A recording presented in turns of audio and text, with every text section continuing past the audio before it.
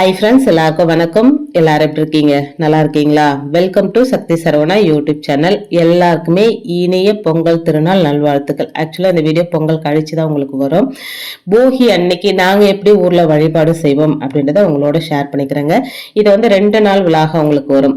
ஏன்னா கூழ் ஊத்துறது அப்படின்னா சனிக்கிழமை நைட்டு மாவு ஊற வைக்கணும், ஞாயிற்றுக்கிழமை கூழ் காசணும், திங்கக்கிழமை கூழ் ஊற்றணுங்க. நான் வந்து சனிக்கிழமை நைட்டு தூங்க போகிறதுக்கு முன்னாடி ஒரு பாத்திரம் எடுத்துட்டு அதுக்கு சுத்தமாக மஞ்சள் குங்குமம் வச்சுட்டு தண்ணி விட்டுட்டு அதுக்கப்புறம் ஒரு 3 கைப்பிடி அளவுக்கு மாவு, கேழ்வரகு மாவு போட்டு ஊற வச்சுட்டு எடுத்து மூடி வச்சுட்டு தூங்க போயிடுவாங்க.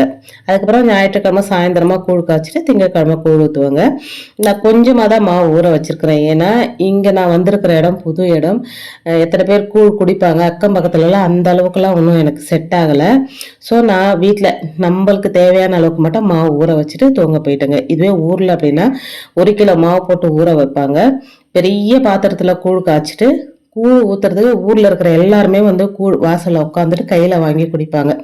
நானும் குடிச்சிருக்கிறேங்க. ரொம்ப சூப்பராக இருக்கும். அந்த மாதிரி யாரெல்லாம் குடிச்சிருக்கிறீங்க அப்படின்னு எனக்கு கமெண்ட் பண்ணுங்கள். ஞாயிற்றுக்கிழமை சாயந்தரம் ஒரு 7 மணி போல் கூழ் காய்ச்சறதுக்காக ஒரு பாத்திரம் எடுத்துட்டு அதுக்கு மஞ்சள் குங்குமம் வச்சுட்டு ஒலை வச்சிருக்கிறேங்க. இதில் வந்து பச்சரிசி நொய், புழுங்கல் அரிசி நொய், ஏதாவது நொய் தான் போடணும்னு சொல்லுவாங்க, அரிசி போடக்கூடாது. இப்போது நல்லா கொதித்த உடனே, அதாவது அரிசி வெந்த உடனே நம்ம கரைச்சி வச்சுக்கிற மாவு போட்டு ஒரு 5லிருந்து 7 நிமிஷம் இருந்தால் போதுங்க. கூழ் நல்லா வெந்துடும்.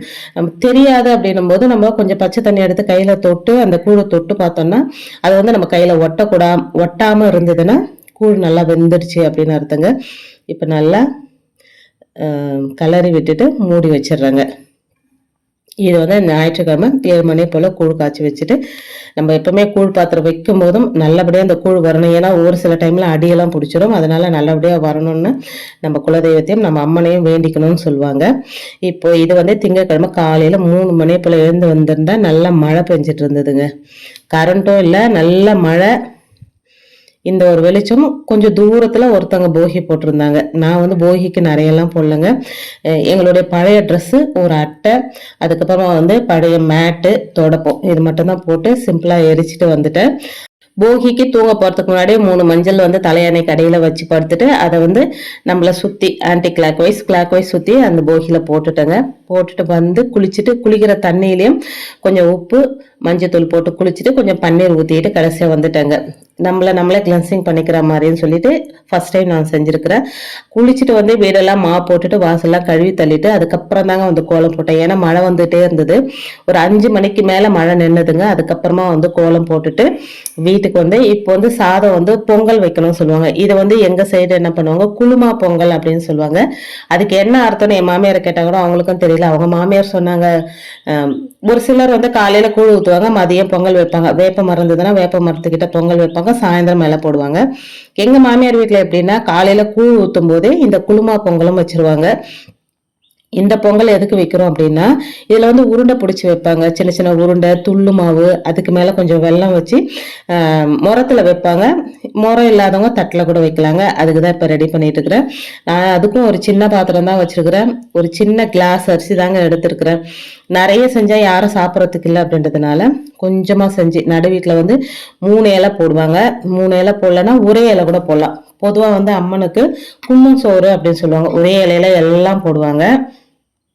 காலையில போடும்போது முருங்கைக்கீரை வைக்கணும். எனக்கு முருங்கைக்கீரையும் கிடைக்கலங்க. இப்போ அதெல்லாம் ரெடி பண்ணி வச்சுட்டு பூஜை அறையில வந்து பழைய பூவெல்லாம் எடுத்துட்டு புது பூ போட்டுட்டு இது வந்து முன்னாலே எல்லாமே ரெடி பண்ணிட்டேங்க. விளக்கு, பஞ்ச பாத்திரம், குலதெய்வ சொம்பு, இது மட்டும் போகி போட்டுட்டு வந்து கழுவினேன். பொதுவாகவே ஊர்ல எல்லாம் என்ன பண்ணுவாங்க அப்படின்னா, போகி போட்டுட்டு வந்துதான் படம் எல்லாமே துடைப்பாங்க. மஞ்சள் குங்குமம் வைக்கிறது, பூஜை பாத்திரம் எல்லாம் கிளீன் பண்றது எல்லாமே போகி போட்டுட்டு தான் செய்வாங்க. கிராமத்துலன்னா ஒரு வீட்டுல 2-3 லேடிஸ் இருப்பாங்க. ஒரு வேலை பிரிச்சு செய்வாங்க.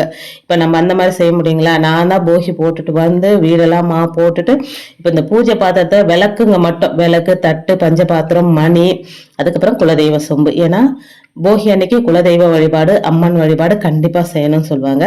அதுக்காக தாங்க எல்லாமே ரெடி பண்ணிட்டு இருக்கிறேன். மொத்தமே எடுக்கல, வெறும் விளக்குகள் மட்டும் 3 விளக்கு, பஞ்ச பாத்திரம், தட்டு, அந்த விளக்கு கீழே வைக்கிற தட்டுங்க, அதுக்கப்புறம் தாம்பால் தட்டு, இதுங்க மட்டும் ரெடி பண்ணி வச்சுட்டு மஞ்சள் குங்குமம் வச்சு எல்லாத்தையுமே ரெடி பண்ணிட்டு அதுக்கப்புறம் போயிட்டு கூழ் ஊத்துறதுக்கு அதெல்லாமே ரெடி பண்ணணுங்க. இதெல்லாமே செய்யறதுக்கு எனக்கு 1 மணி 3 மணிக்கு எந்திரிச்சேன். இந்த பூஜை பாத்திரங்கள் க்ளீன் பண்ணி வீடு மாப் போட்டு இதெல்லாம் சேர்த்துக்கு மணி 7 ஆயிடுச்சுங்க. அன்னைக்கு வந்து 7:30 9 ராகு காலம், 9 மணிக்கு மேலே தான் கூழ் ஊற்றணும் அப்படின்றதுனால எல்லாமே ரெடி பண்ணிட்டு இருந்தேன். பக்கத்து வீட்டில் போயிட்டு வாழை இலை, மா இலை, வேப்பிலை இது 3மே எடுத்துகிட்டு வந்தாங்க. ஒரு 20 ரூபா காசு கொடுத்துட்டு வாங்கிட்டு வந்தேன். நான் சும்மாலாம் வாங்கிட்டு வரக்கூடாதுன்னு சொல்லுவாங்க ஊரில். அப்படின்னா வேப்பிலையாக இருந்தாலும் சரி, மாவிலையாக இருந்தாலும் சரி, வாழை இலையாக இருந்தாலும் சரி, ஃப்ரீயாகவே போயிட்டு யார் தோட்டத்தில் இருந்தாலும் போயிட்டு எடுத்துகிட்டு வந்துக்கலாம், எதுவும் சொல்ல மாட்டாங்க. ஆனால் இங்கே ஒரு சின்ன கருவேப்பிலை வாங்கினோம் அப்படின்னா கூட காசு கொடுத்து தான் வாங்கினாங்க. இப்போ எல்லாம் ரெடி பண்ணிவிட்டு விளக்கெல்லாம் எடுத்து வச்சுட்டு இவங்களுக்கு ஒரு பூ போட்டுட்டு முதல்ல குலதெய்வத்தை மனசார வேண்டிக்கணுங்க. நம்ம எந்த தெய்வத்தை வழிபாடு செய்கிறோமோ இல்லையோ, போகி அன்னைக்கு குலதெய்வ வழிபாடு, அம்மன் வழிபாடு கண்டிப்பாக செய்யணும். முன்னோர் வழிபாடும் ஒரு சிலர் வந்து போகி அன்னைக்கே செய்வாங்க. ஒரு சிலர் பொங்கல் அன்னைக்கு, மாட்டு பொங்கல் அன்னைக்கு துணி வச்சு வழிபாடு செய்கிற மாதிரி செய்வாங்க.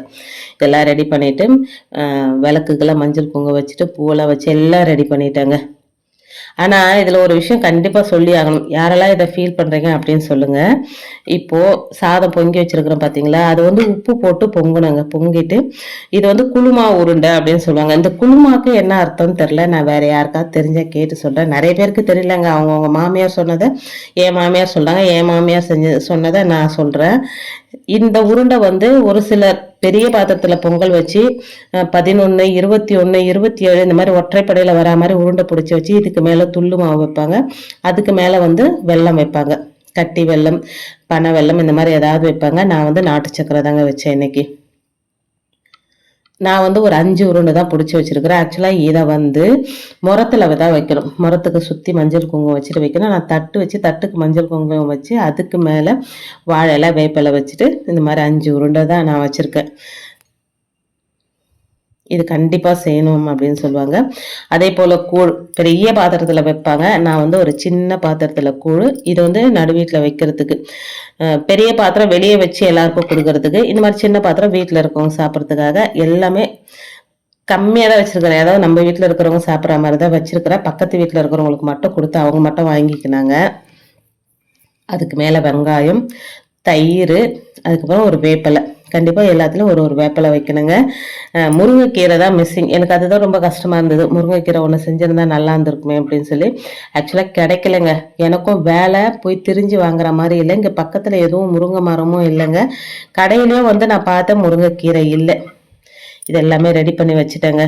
இது எதுவுமே அப்படியே நடு வீட்டில் வச்சு கூழ் மஞ்சள் தண்ணி, பானக தண்ணி, கூழ் நடு வீட்டில் நாங்கள் வைக்கிற முறைங்க இது. ஒரு சிலருக்கு வேற வேற முறைகள் வந்து மாறுபடும்.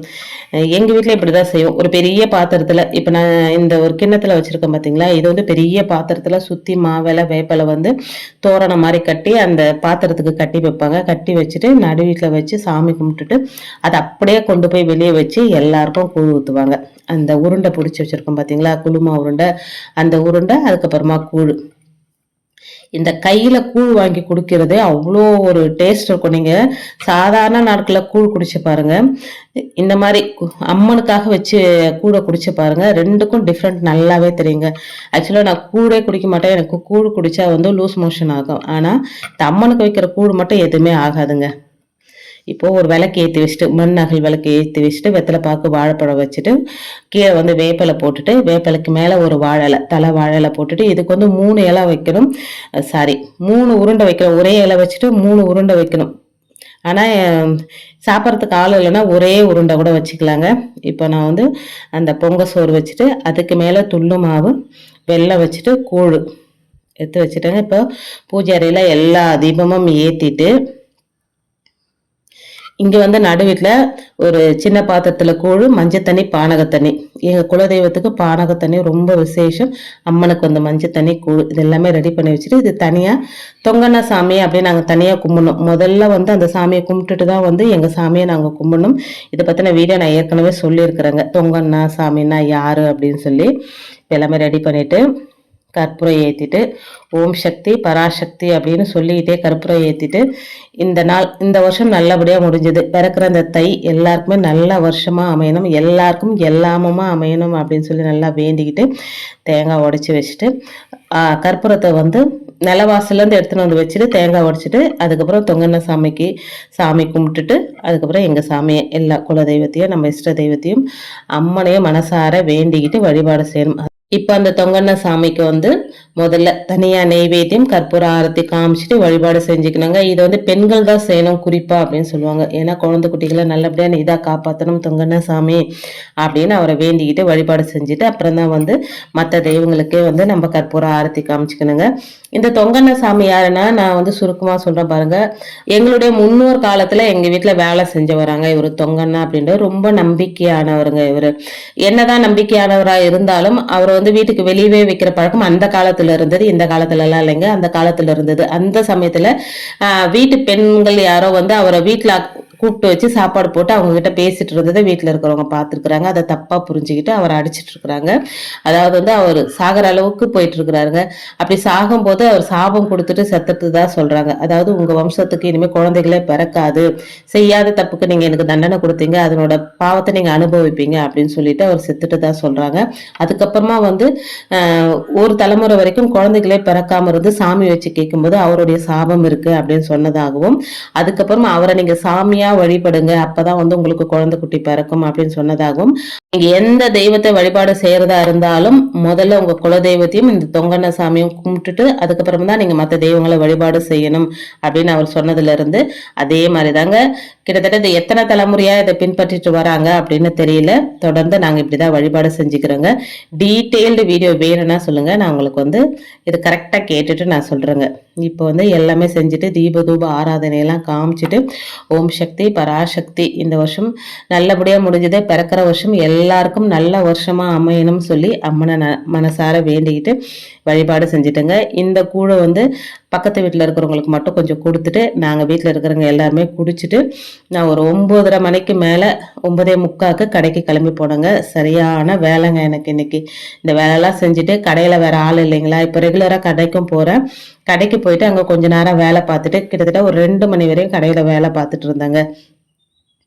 நம்ம வந்து சின்ன வயசா இருக்கும்போது ஒரு பண்டிகை ஒரு தீபாவளி பொங்கல்னா சந்தோஷமா இருப்போம். அதாவது குளிப்போம், குளிச்சுட்டு அழகா ட்ரெஸ் போட்டுப்போம், வீடு வீடா போயிட்டு யாரெல்லாம் என்ன கோலம் போட்டிருக்கிறாங்க என்ன செஞ்சுட்டு இருக்கிறாங்க அப்படின்னு பார்ப்போம். அம்மாவோட கஷ்டத்தை புரிஞ்சுன்னு வந்திருக்க மாட்டோம்.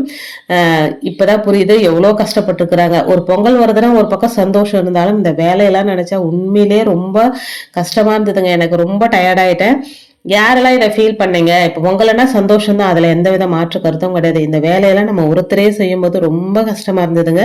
போகி அன்னைக்கு காலையிலே மழை, அதுக்கப்புறம் ஒரு 10 மணிக்கு மேல நல்லா மழை பெஞ்சதுங்க. மழை பெஞ்சாலும் வியாபாரம் வந்து கொஞ்சம் கம்மியாயிடும். காலையில யாருமே வரல கடைக்கு. கடையில கொஞ்சம் சரம் கட்டி வச்சுட்டு கொஞ்சம் கவர் போட்டு வைக்கணும். 100 கிராம் 30 ரூபாய் 40 ரூபாய் கொஞ்சம் கவர் போட்டு வச்சுட்டு 2 மணி போல வீட்டுக்கு வந்துட்டு குளிச்சுட்டு அதுக்கப்புறம் வந்து சாயந்தரம் இலை போடணும், படையல் போடணும் அப்படின்றதுக்காக கொழுக்கட்டை சாதம் எல்லா காயும் போட்டு ஒரு குழம்பு வச்சுட்டு இலை போட்டுட்டு திரும்பவும் நான் கடைக்கு போனேங்க. போயிட்டு 10 மணிக்கு தான் எனக்கு வீட்டுக்கு வந்தேன். கொஞ்சமா சாதம் வச்சிருக்கிறேன், ஒரே ஒரு கிளாஸ் அரிசி சாதம். இதுக்கும் 3 இலை தான் போடணும், 3 இலை போடலைங்க. ஒரே இலையத்துல கும்மை மாதிரி ஒரே இலையில எல்லாத்தையும் போட்டுட்டு சாமி கும்பிட்டுட்டு ஒரு 6:30 மணி போல் மறுபடியும் கடைக்கு போயிட்டேங்க. மறுபடியும் மஞ்சள் தண்ணி பானக தண்ணி வச்சுட்டு அதுக்கப்புறமா அதே விளக்கு தான் திரியை கொஞ்சம் மேலே தூண்டி விட்டுட்டு தீபம் ஏற்றிட்டு ஒரு வாழை இலை வச்சுட்டு வாழை இலைக்கு மேலே சாதம் குழம்பு கொழுக்கட்டை இதெல்லாம் வச்சுட்டு தொங்கண்ண சாமிக்கும் தனியாக வச்சுட்டு வழிபாடு செஞ்சேங்க. இதில் வந்து என்னென்னா இப்போ கூழ் ஊற்றுறோம் அப்படின்னா மெயினாக நான்வெஜ் கண்டிப்பாக சமைப்பாங்க. இப்போது இதுக்குன்னு கிடையாதுங்க, அம்மா வீட்டில் கூட நாங்கள் நான்வெஜ் சமைக்கிற பழக்கம் கிடையாது. எல்லாமே போடுவோம் அதில். காய்கறி இங்கே வந்து எத்தனை காய்கறிகள் கிடைக்குதோ அதெல்லாமே போடுவோம். பொதுவாக நான்வெஜ் வந்து நடு வீட்டில் போட மாட்டாங்க, ஆனால் ஒரு சிலர் போடுறாங்க. இப்போ எங்கள் தங்கச்சி வீட்லேயே அவங்க மாமியார் வீட்டில் எல்லா சாமியும் தான் வச்சுருக்குறாங்க. ஆனால் கூழ் ஊற்றுறோம் அப்படின்னா கண்டிப்பாக நான்வெஜ் போடணும், அம்மனை தானே வழிபாடுறோம் அப்படின்னு சொல்லிட்டு அவங்க கருவாடு மீன் என்னென்ன கிடைக்குதோ எல்லாமே செஞ்சு வழிபாடு செய்வாங்க. ஆனால் எங்களுக்கு வந்து அந்த பழக்கம் கிடையாதுங்க, நான்வெஜ் சமைக்கிற பழக்கம் கிடையாது. பொதுவாகவே எங்கள் குலதெய்வமும் வந்து நான்வெஜ் இல்லாத சாமி தான், சைவ சாமி. எங்களுடைய குலதெய்வம் பால் முனீஸ்வரர். அவருக்கு வந்து சுருட்டு வைப்போம், அதுக்கப்புறமா வந்து மஞ்சள் தண்ணி பானக தண்ணி பச்சரிசி பச்சை பயிறு வெல்லம் நாட்டு சக்கரை போட்டு வச்சா கூட எங்கள் குலதெய்வத்துக்கு போதுங்க. அந்த மாதிரி தான் நாங்கள் வழிபாடு செய்கிறோம் அப்படின்றதுனால நடு வீட்டில் நான்வெஜ் போடுறது கிடையாதுங்க. இப்போ எல்லாமே ரெடி பண்ணிட்டு தொங்கண்ண சாமிக்கும் சரி தனியாக இலை போட்டுட்டு கற்பூர ஆரத்தி வெளியிலேருந்து வீட்டுக்கு வரையும் காமிச்சிட்டு இந்த நாள் நல்லபடியாக எவ்வளோதான் நான் கஷ்டப்பட்டு வேலை செஞ்சுருந்தாலும் கடைசியாக அந்த கற்பூர ஆரத்தி காமிச்சிட்டு ஒரு செகண்ட் நிற்கும் போது கிடைக்கிற ஒரு திருப்தி இருக்கு பாருங்க, அது வந்து கிடைக்காதுங்க. உண்மையிலே எனக்கு வந்து அன்னைக்கு ஃபுல்லாக சரியான வேலை நிற்கிறதுக்கு பண்ணுறதுக்கு கொஞ்சம் கூட நேரம் இல்லாமல் வேலைங்க. காலையில் இதெல்லாம் செஞ்சுட்டு 10 மணிக்கு கடைக்கு போயிட்டு 2 மணி வரையும் கடையில் வேலை செஞ்சுட்டு அதுக்கப்புறம் வீட்டுக்கு வந்து குளிச்சுட்டு சமைச்சிட்டு இலை போட்டுட்டு சாமி கும்பிட்டுட்டு அந்த இலை சாப்பாடு சாப்பிட்டுட்டு, ஏன்னா அப்படியே விட்டுட்டு போகக்கூடாது அப்படின்றதுனால சாப்பிட்டுட்டு ஒரு 6:30 மணியை போல் திரும்ப கடைக்கு போயிட்டு 10 மணி வரையும் கடையில் வேலை செஞ்சுட்டு வந்து வீட்டுக்கு வந்து திரும்ப சில்லற வேலைகளாக இருக்கும். பொங்கலுக்கு தேவையான வேலைகள்லாம் நைட்டு 12 மணி வரையும் செஞ்சுட்டு அதுக்கப்புறம் தான் படுக்க போனேங்க. 12 மணிக்கு படுத்து திரும்ப 3 மணிக்கெல்லாம் எழுந்துக்கிட்டேன். பொங்கல் இந்த போகி பொங்கல் இதுக்கு தான் சரியான வேலை இருக்குங்க. மாட்டு பொங்கலுக்கு அந்த அளவுக்கு எதுவும் வேலை இருக்காதுங்க. நம்ம ஏதாவது சிம்பிள் நைவேத்தியம் செஞ்சு எப்பவும் போல வழிபாடு செஞ்சுக்கலாம். எனக்கு வந்து போகி அன்னைக்கு இப்படிதான் நாள் போச்சு. நீங்களாம் எப்படி வழிபாடு செஞ்சீங்க அப்படின்னு கமெண்ட் பண்ணுங்க. வீடியோ பிடிச்சிருந்ததுன்னா லைக் பண்ணுங்க, சப்ஸ்கிரைப் பண்ணுங்க, சப்போர்ட் பண்ணுங்க. இந்த வீடியோ உங்க ஃப்ரெண்ட்ஸ் அண்ட் ஃபேமிலிக்கும் ஷேர் பண்ணி விடுங்க. தேங்க்ஸ் ஃபார் வாட்சிங் friends. Take care and bye.